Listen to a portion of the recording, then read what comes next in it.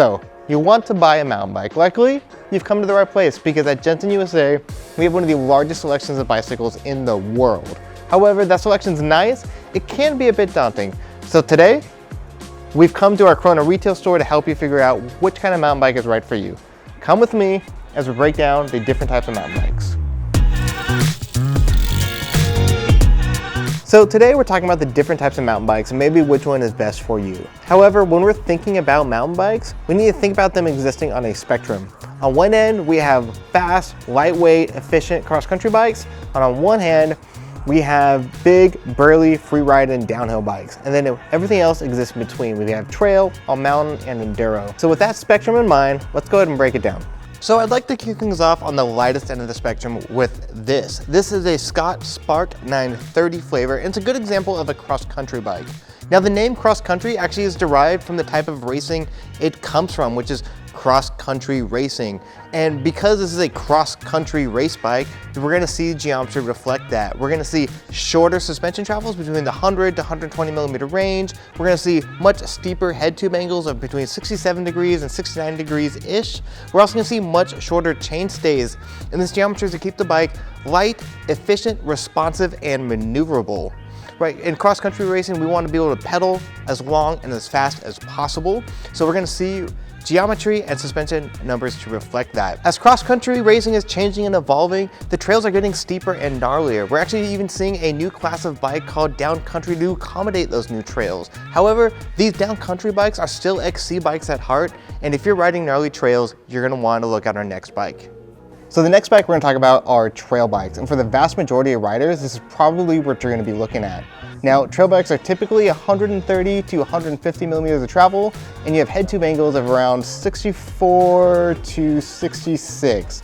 Most common is 65, and in fact, this GT sensor here is 65.4, right? And compared to the cross-country bike, we're gonna have a little bit slacker of a head tube angle, and that slacker head tube angle is gonna allow the bike to feel more comfortable and confident while descending. Furthermore, the bikes are a little bit longer to make them feel a little bit more stable. These bikes are still gonna be great climbers. However, we're getting longer suspension, burlier bikes to make them more capable while descending. So trail bikes are probably gonna be one of the most well-rounded for most riders. However, if you find yourself descending more or you're spending more time at the bike park, then our next category is gonna be more suited for you.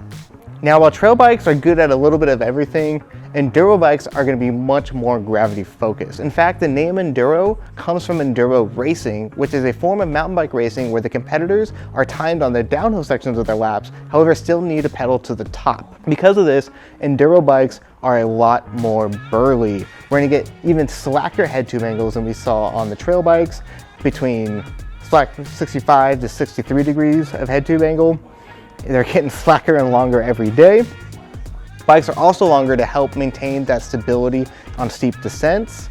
We're also going to see a lot more suspension travel, anywhere between 150 to 180 millimeters of suspension travel. We're going to see thicker fork stanchions. We're going to see a lot bigger of everything, all to help with those descents. So if you're the type of rider who spends a lot of time at the bike park, who rides big chunky stuff, however still needs to pedal to the top of the trail, then an enduro bike might be right for you.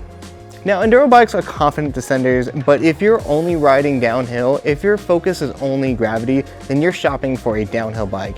Downhill bikes are purpose-built for one single goal, and that is to go down the mountain as fast and as confidently as possible. Because this is such a purpose-built machine, downhill bikes actually make a lot of compromises that normal bicycles wouldn't make. First off, this frame, even though it's carbon, is actually really heavy, and that's to make this thing as strong as possible to help absorb those big hits. The cassette is actually much smaller and compact because its one purpose is to pedal you up to speed. You can do zero climbing with this cassette. We're seeing things like triple crown forks, which are going to be stronger and stiffer. We're seeing a lot more suspension travel. We're seeing over 200 millimeters.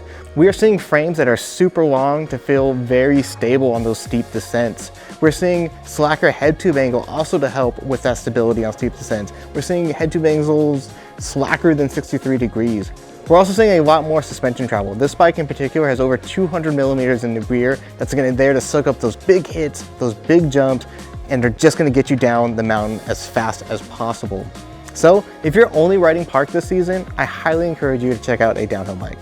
Unfortunately, that's all the time we have for today. However, I hope we inspired you to check out a new mountain bike, or at the very least, help demystify the types of mountain bikes out there. But if you have any more questions, please feel free to reach out to one of our gear advisors or come visit our Corona store. We have a ton of bikes here and a ton of knowledgeable people to help get you dialed on a new mountain bike. Thank you so much for watching, and as always, keep pedaling.